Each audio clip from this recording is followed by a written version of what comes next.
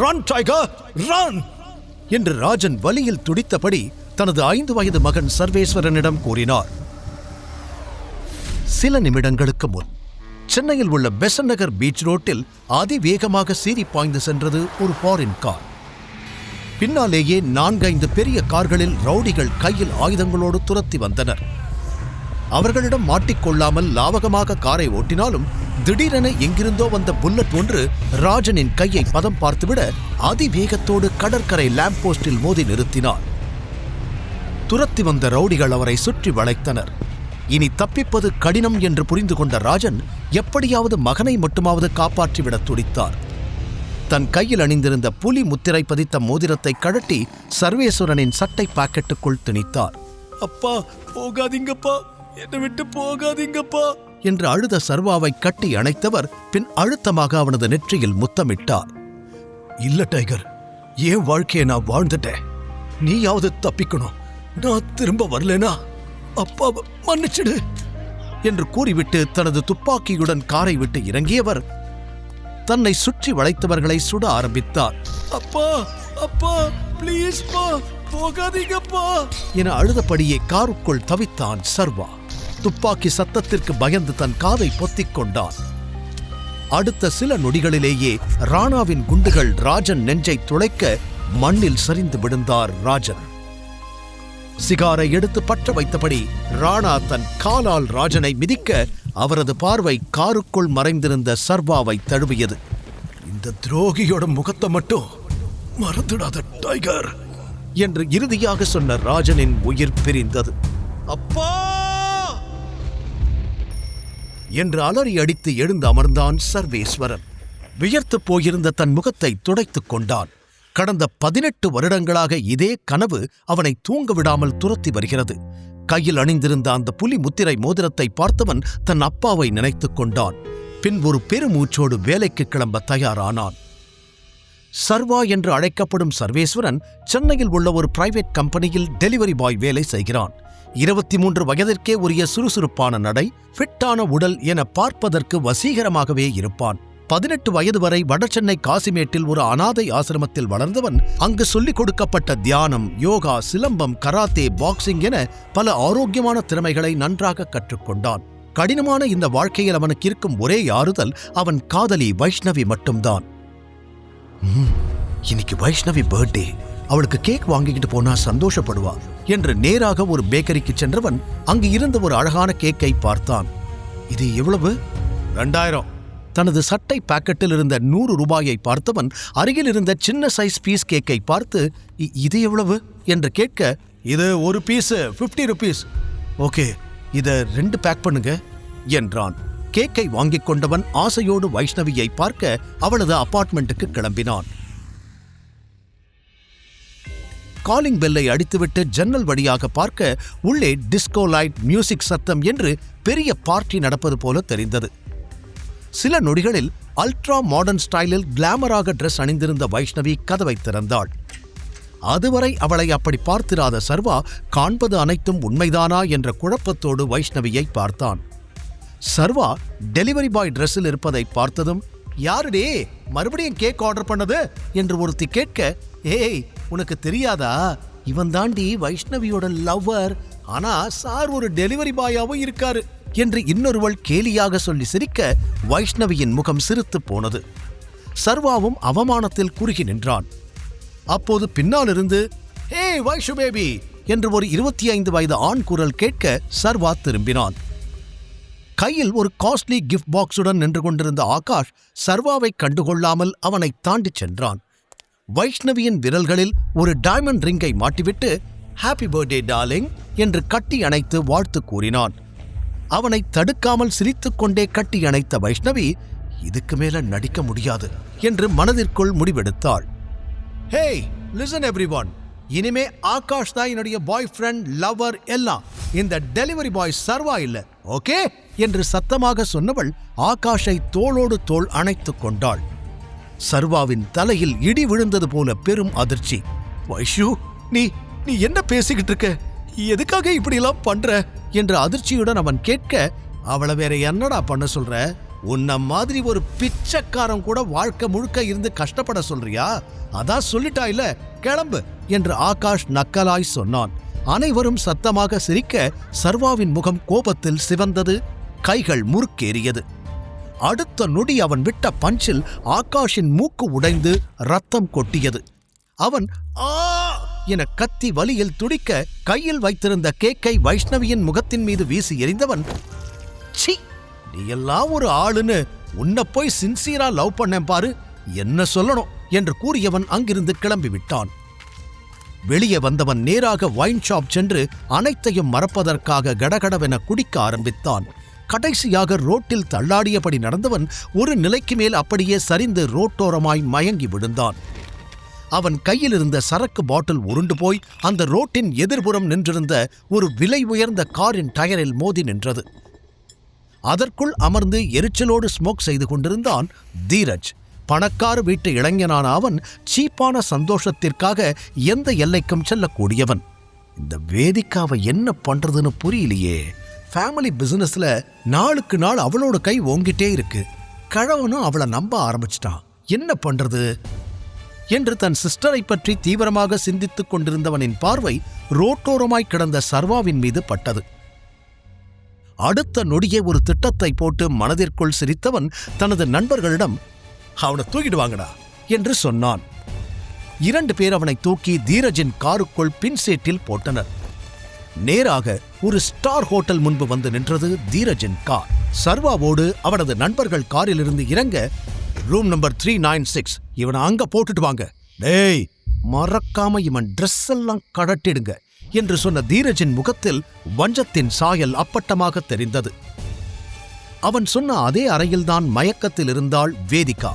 20 வயது அழகி. வெளிர் நிற பார்ட்டி கவுனில் தேவதை போல் இருந்தவள் சுய நினைவின்றி பெட்டின் ஒரு ஓரத்தில் கிடந்தாள். அவள் அருகில் போதையில் இருந்த சர்வாவை படுக்க வைத்துவிட்டு தீரஜ் சொன்னது போல அவன் உடைகளை கழட்டிய ஆட்கள் அங்கிருந்து கிளம்பியிருந்தனர். மறுநாள் காலை வெகுநேரம் கழித்து மெதுவாக கண்களை திறந்த சர்வா ஆடையில்லாமல் ஒரு பெண்ணின் அருகில் தான் இருப்பதைக் கண்டு அதிர்ந்து போனான்.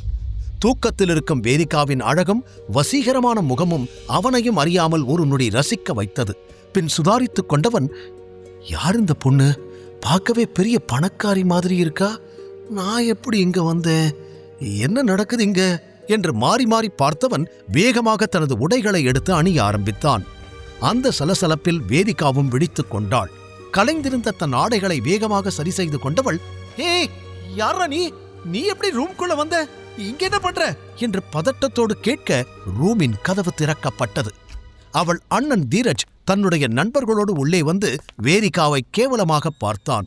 அவர்களைத் தொடர்ந்து 65 வயது மதிக்கத்தக்க கம்பீரமான ஒரு நபர் கோட் சூட்டில் நரைத்த பெரிய மீசை தாடி கையில் ஸ்டிக்குடன் அந்த ரூமிற்குள் நுழைந்தார். அவர் பெயர் அதியமான். தாத்தா பாத்தீங்களா இவ என்ன வேலை பண்ணிருக்கான்னு என்று தீரஜ் ஏத்திவிட கோபத்தோடு வேதிகாவை பார்த்தவர் பளார் என அறைந்தார். எப்பேற்பட்ட குடும்பத்துல பிறந்துட்டு என்ன வேலை பண்ணிருக்க நீ என்று அவளை திட்டியவர் அருகிலிருந்த சர்வாவை முறைக்க, சார் நீங்க நினைக்கிற மாதிரி நான் எந்த தப்பும் பண்ணல என்று சற்று தயக்கத்துடன் அவன் ஏதோ சொல்ல வர, என்னடா பண்றதெல்லாம் பண்ணிட்டு நல்லவன் மாதிரி நடிக்கிறியா? டேய் இவனை அடிங்கடா என்று தீரஜ் சொல்ல அவனும் அவனது நண்பர்களும் சர்வாவை அடிக்க ஆரம்பித்தனர். நிறுத்துங்க என்று கத்திய அதியமான் சர்வாவின் சட்டையை பிடித்து இழுத்தார். யாருடா நீ? எவ்வளோ தைரியம் இருந்தா எங்க வீட்டு பொண்ணு மேல கை வச்சிருப்ப என்று கத்தினார். சர்வா பதில் பேச முடியாமல் தடுமாறி நிற்க உடனே அதியமான், எப்ப இப்படி ஒரு தப்பு நடந்துச்சோ இதுக்கு மேல இதை இப்படியே விட்டா சரி வராது. 2 பேருக்கும் உடனே கல்யாணம் பண்ணி வச்சிடணும். தீரஜ் நாளைக்கே அதுக்கான ஏற்பாட்டை பண்ணிடு. இனி இவன் தான் நம்ம குடும்பத்தோட மாப்பிள, வேதிகாவோட புருஷன் என்று அழுத்தமாக கூற வேதிகா அதிர்ச்சியில் மலைத்து நின்றாள். தாத்தா நீங்க தப்பா புரிஞ்சுக்கிட்டீங்க, நான் சொல்றது கொஞ்சம் கேளுங்க என்று அவள் பதற்றத்துடன் சொல்ல அவளை முறைத்தவர், நீ எதுவும் பேச தேவையில்லை, இவனை கூட்டிட்டு இப்பவே கிளம்பு. சாயங்காலம் விக்ரமனோட பார்ட்டி இருக்கு, அங்க இவன் தான் உன்னுடைய ஃபியான்சேன்னு எல்லாருக்கும் இன்ட்ரோடியூஸ் பண்ணி வைக்கணும் என்று கண்டிப்புடன் சொல்லியவர், நான் சொன்னதை மீறி ஏதாவது நடந்துச்சு அப்புறம் நீ திரும்ப வீட்டுக்குள்ளேயே வர முடியாது என்று மிரட்டிவிட்டு சென்றார். தீரஜும் தன் திட்டம் வெற்றியடைந்த மகிழ்ச்சியில் வேதிகாவை பார்த்து நக்கலாக சிரித்துவிட்டு சென்றான். அடி வாங்கிய சர்வா வலியில் முனகிக் கொண்டிருக்க வேதிகா அவனிடம், யாருடா நீ, ஏன் இப்படி என் வாழ்க்கையை நாசமாக்குற என்று தன் தலையில் கை வைத்து அழ ஆரம்பித்தாள். இதற்கு சர்வாவிடம் எந்த பதிலும் இல்லை. பின் கண்ணீரை துடைத்தவள், உனக்கு என் ஃபேமிலி பத்தி தெரியாது, தாத்தா சொல்லிட்டா அதை மாத்தவே முடியாது, என் தலை எழுத்து இனி உன் கூட தான் ஆயிடுச்சு, கிளம்பி தொலை என்று சர்வாவை தன் காரில் கூட்டிச் சென்று அவன் வீட்டில் இறக்கிவிட்டவள், ரெடியா இரு, ஈவினிங் 5 o'clock நான் வந்து உன்னை பிக்கப் பண்ணிக்கிறேன் என்று கூறியவள் விருட்டென கிளம்பிச் சென்று விட்டாள். அப்போதும் சுற்றி நடப்பது புரியாமல் நின்றிருந்த சர்வா, நான் எப்படி அங்க போனேன், என்னதான் நடந்துச்சு நேத்து நைட்டு என்று தலையை பிடித்துக் கொண்டான். பிறகு, என்ன இருந்தாலும் நான் அப்படி பண்ணிருக்க கூடாது, என்னால ஒரு பொண்ணு வாழ்க்கையே கெட்டு போச்சு என்று தன் மீது கோபப்பட்டு கொண்டவன் குற்ற உணர்ச்சியில் தவித்தான். சரியோ தப்போ, இனி இவ கூட தான் நம்ம லைஃப் என்று முடிவெடுத்தவன் பார்ட்டிக்கு கிளம்ப தயாரானான். சொன்னது போலவே ஈவினிங் 5 o'clock காரில் வந்து அவன் வீட்டு முன்னால் நின்றாள் வேதிகா. அவளது ஸ்கை ப்ளூ ரிச் காஸ்டியூமை பார்த்து மயங்கி போனான் சர்வா. என்ன அழகடா இந்த பொண்ணு, இவளுக்கு இனிமே நான் தான் புருஷனா? தன்னைத்தானே கிள்ளிக் கொண்டவன் தனது அப்பா கொடுத்த புலி முத்திரை கொண்ட மோதிரத்தை சுழற்றியபடி காரில் ஏற வந்தான். தயவு செஞ்சு அதை கழட்டி போடுறியா, பார்க்கவே கேவலமா இருக்கு என்று கூறினாள் வேதிகா. இல்ல, இதுதான் எனக்கு எல்லாமே, இதை கழட்ட முடியாது என்று அவன் ஸ்டபனாக கூறியதும் எரிச்சல் அடைந்தவள், கெட்டன் என்றாள். காருக்குள் நிறைந்திருந்த அவளின் காஸ்ட்லியான யூனிக் பெர்ஃப்யூம் வாசனையும் காகுல்ஸ் அணிந்தபடி அவள் கார் ஓட்டும் ஸ்டைலும் சர்வாவை ரசிக்க வைத்தது. அடுத்த 20 நிமிடங்களுக்கு இருவரும் ஒரு வார்த்தை கூட பேசிக்கொள்ளவில்லை. பார்ட்டி நடக்கும் இடத்திற்கு வந்து சேர்ந்ததும் காரை நிறுத்தியவள் அவனோடு ஒன்றாக உள்ளே சென்றாள். பார்ட்டி நடக்கும் விக்ரமனின் போட்ஸ் கிளப் வில்லா பிரம்மாண்டமாய் அலங்கரிக்கப்பட்டிருந்தது. அனைத்தையும் ஆச்சரியமாய் பார்த்தபடி உள்ளே நுழைந்தான் சர்வா. அப்போது முகத்தில் பிளாஸ்டரோடு அங்கு வந்து நின்றான் அவனின் எக்ஸ் லவ்வர் வைஷ்ணவியின் திடீர் காதலன் ஆகாஷ். சர்வாவின் சட்டையை பிடித்தவன், உனக்கு இங்கென்னடா வேலை என்று மிரட்ட சர்வா அவனை முறைத்தான். ஏய், என்ன பண்ற, இவர் என்னோட ஃபியான்சே, கையை எடு என்று அதட்டலாக சொன்னாள் வேதிகா. அதைக் கேட்டு அங்கிருந்த அனைவருமே அதிர்ச்சியாகினர். சர்வாவும் தன் புருவம் உயர்த்தி சின்ன ஆச்சரியத்துடன் வேதிகாவை பார்த்தான். வாட், உனக்கு என்ன பைத்தியம் பிடிச்சிருக்கா? இவனே ஒரு டெலிவரி பாய், இவனை போய் உன் ஃபியான்சேன்னு சொல்ற என்று அதிர்ச்சியுடன் கேட்டான் ஆகாஷ். ஆனால் வேதிகாவோ அதற்கு பதில் சொல்லாமல் அங்கிருந்து நகர்ந்துவிட, இப்ப நான் யாருன்னு தெரிஞ்சிடுச்சுல, இன்னொரு தடவை தேவையில்லாம என்கிட்ட வம்பிழுத்த வாய உடைச்சிடுவேன் என்று சர்வா ஆகாஷை அடிக்க கை ஓங்க அந்த பார்ட்டியை ஹோஸ்ட் செய்யும் விக்ரமன் அங்கு வந்தார். 55 வயதிலும் எலீட் பிசினஸ்மேன் லுக்கில் திடகாத்திரமாக ஸ்டைலாக இருந்தார் விக்ரமன். என்ன பண்றீங்க ரெண்டு பேரும்? இவனை யாருமே இங்க இன்வைட் பண்ணல, திருட்டுத்தனமா உள்ள வர பார்க்கறான் என்று ஆகாஷ் வேகமாக சொல்ல சர்வாவை கூர்ந்து பார்த்தார் விக்ரமன். அவனது முக அமைப்பும் உடல் தோரணையும் அவரை ஒரு நொடி ஆச்சரியத்தில் ஆழ்த்தியது. ஹலோ சார், நான் எந்த பிரச்சனையும் பண்ண வரல, உங்களை பார்த்ததும் இவன் தான் அப்படியே கதையை மாத்தி சொல்றான், முடிஞ்சா இவனை துரத்தி விடுங்க என்று கூறிவிட்டு சர்வா அங்கிருந்து நகர பார்க்க, ஒரு நிமிஷம் என்று அவன் விரலில் இருந்த புலி மோதிரத்தை பிடித்து உற்று பார்த்த விக்ரமனின் முகம் அடுத்த நொடி மாறியது. சில நொடிகள் யோசித்தவர் சர்வாவை நெருங்கி வந்தார். உங்க கூட ஒரு 2 நிமிஷம் நான் தனியா பேசலாமா என்று பவ்யமாக அவர் கேட்க, அவரது பணிவை பார்த்த அனைவருமே புரியாமல் திகைத்து போய் நின்றனர். என்கிட்ட பேசணுமா என்று சர்வாவும் சந்தேகமாக கேட்க, ஆமா, என் கூட கொஞ்சம் வாங்க என்று தனியாக அவரது பிரைவேட் ரூமிற்கு அழைத்துச் சென்றார். உங்க மோதிரத்தை நான் பார்க்கலாமா என்று மோதிரத்தை கையில் வாங்கி அதிலிருந்த புலி முத்திரையும் அதற்கு நடுவில் எழுதியிருந்த டி என்ற எழுத்தையும் பார்த்தவர் மீண்டும் அதிர்ந்து, டைகர் என்று மெல்லிய குரலில் கூறினார். சர்வா அந்த வார்த்தையை கேட்டதும் அவரை சட்டென்று நிமிர்ந்து பார்த்தான். இந்த பேரு என் அப்பாவுக்கு மட்டும்தான் தெரியும், உங்களுக்கு எப்படி என்று சர்வா புரியாமல் கேட்க, கண்கள் கலங்க அவனை பார்த்தவர், 18 வருஷமா உன்னைத்தான் தேடிக்கிட்டு இருக்கேன் டைகர், நீ எங்க ராஜனோட பையன்தானே என்று அவர் கேட்க, சர்வா ஆமா என்று தலையாட்டினான். எமோஷனலாக அவனை கட்டி அணைத்துக் கொண்டவர் வேகமாக ஒரு ஸ்கிரீனை விலக்கினார். ஒரு பெரிய சைஸ் பழைய போட்டோ சுவற்றில் பதிந்திருந்தது. அதில் சர்வாவின் அப்பா ராஜன், விக்ரமன் மற்றும் ராணா மூவரும் இளம் வயதில் நண்பர்களாக சிரித்தபடி நின்று கொண்டிருந்தனர். அதில் தன் அப்பாவை கொன்ற ராணாவின் முகத்தை பார்த்ததும் சர்வா அதிர்ச்சி அடைந்தான். இந்த துரோகியோட முகத்தை மட்டும் மறந்துடாத டைகர் என்று அவன் அப்பாவின் இறுதி வார்த்தைகள் அவன் காதுகளில் மீண்டும் ஒலிக்க கோபத்தில் அவன் முகம் சிவந்தது. தன் உணர்ச்சிகளை கட்டுப்படுத்திக் கொண்டான். என் பேரு விக்ரமன், உன் அப்பாவோட உயிர் நண்பன்.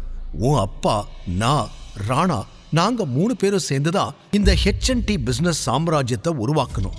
ஆனா இதோட வெற்றியில பெரிய பங்கு உங்க அப்பாவோடதுதான். இதுக்கு நீதான் ஒரே வாரிசு டைகர் என்று அவர் கூற இன்னும் அதிர்ச்சியில் உறைந்தான் சர்வா. வெளியே இருந்து பார்க்கிறப்போ இது ஒரு நார்மலான பிசினஸ் கம்பெனியா தான் தெரியும். ஆனா அண்டர்வேர்ல்ட்ல இதுக்கு இன்னொரு முகம் இருக்கு. ஹவுஸ் ஆஃப் டைகர்ஸ் என்று அவர் சொல்ல சொல்ல சர்வாவுக்கு தன் அப்பாவின் ஆபத்தான வாழ்க்கை அப்போதுதான் புரிய ஆரம்பித்தது. நம்ம நாட்டுல இருக்கிற அரசியல்வாதிகள், செலிபிரிட்டிஸ், பெரிய பெரிய பணக்காரங்க எல்லாம் நம்ம கம்பெனி பேரை கேட்டாலே பயத்துல நடுங்குவாங்க. உன் அப்பா ராஜன் வச்சதுதான் சட்டம், அதை யாராலையும் மீற முடியாது. ஆனா உன் அப்பா நல்லவர். சட்டத்துக்கு புறம்பா நாங்க சில வேலைகள் செஞ்சாலும் அது எல்லாமே கஷ்டப்படுற மக்களுக்காகத்தான். உன் அப்பா இறந்ததுக்கு அப்புறம் இங்க எல்லாமே மாறிப்போச்சு. அதுவரைக்கும் நம்மளை பார்த்து பயந்து ஒளிஞ்ச நிறைய பேர் நமக்கு எதிரிகளா உருமாற ஆரம்பிச்சாங்க. அதுல நம்மளோட மிகப்பெரிய எதிரியே ஆதிசேஷன் தான். அவனும் பல வருஷமா உன்னை தேடி கண்டுபிடிச்சு எப்படியாவது கொலை பண்ணணும்னு தான் வெயிட் பண்ணிக்கிட்டு இருக்கான். உன் அப்பா பண்ண புண்ணியத்துல இத்தனை வருஷமா நீ அவங்கிட்ட இருந்து தப்பிச்சிட்ட என்று விக்ரமன் ஒரே மூச்சில் பிளாஷ்பேக்கை சொல்ல சர்வா நிதானமாக கேட்டுக்கொண்டிருந்தான். இப்போ ராணாவோட மகன் சூர்யா தான் நம்ம பிசினஸ மொத்தமா பார்த்துக்கிட்டு இருக்கான். ஆனா நீ திரும்பி வந்துட்டதால இன்னையிலிருந்து நீ தான் இங்க எல்லாமே. இந்த கம்பெனியோட மொத்த கண்ட்ரோல் உன் கைக்கு சீக்கிரமே வந்துடும். இந்த நாளுக்காகத்தான் நான் இவ்வளவு நாள் வெயிட் பண்ணிக்கிட்டு இருந்தேன். உன் அப்பா கூட வேலை பார்த்த மாதிரியே இனி உன் கூட வேலை பார்க்க போறது எனக்கு ரொம்ப சந்தோஷமா இருக்கு. Yes, the tiger has returned என்று உணர்ச்சி வேகத்தில் விக்ரமன் அவனை கட்டி அணைத்துக் கொள்ள சர்வாவின் உலகம் ஒரே நாளில் தலைகீழாய் மாறி இருந்தது. போட்டோவில் சிரித்தபடி இருந்த தன் அப்பாவையே பார்த்தபடி கண் கலங்கி நின்றான். தன் நிலையை எண்ணி பார்த்தான். நேற்று வரை அவன் பாக்கெட்டில் 100 ரூபாய்தான் அதிகபட்சமாகவே இருந்தது. ஆனால் இன்று அவன் பல ஆயிரம் கோடி மதிப்புள்ள கம்பெனியின் ஓனர். சர்வா தன் அப்பாவின் மரணத்திற்கு காரணமான ராணாவை எப்படி பழிவாங்கப் போகிறான்? ஒரு சாதாரண டெலிவரி பாய் எப்படி டைகராக இந்த பெரிய பிசினஸ் சாம்ராஜ்யத்தை கண்ட்ரோல் செய்ய போகிறான்? வேதிகாவுடனான திருமண வாழ்க்கை எப்படி அமையப் போகிறது? இனி டைகர் வாழ்க்கையில் நடக்கப் போவது என்ன? தெரிந்து கொள்ள தொடர்ந்து கேளுங்கள். Tiger returns only on Pocket FM. Link டிஸ்கிரிப்ஷனில் கொடுக்கப்பட்டுள்ளது.